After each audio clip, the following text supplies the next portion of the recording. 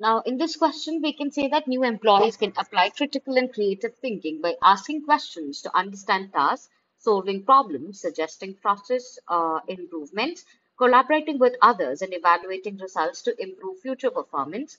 And this can help them become a proactive and valuable contributor. So, let me help you with the answer here. New employers, new employees can apply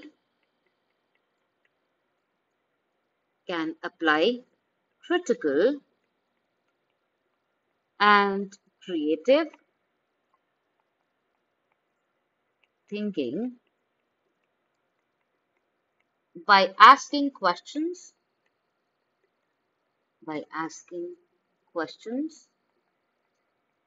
to understand tasks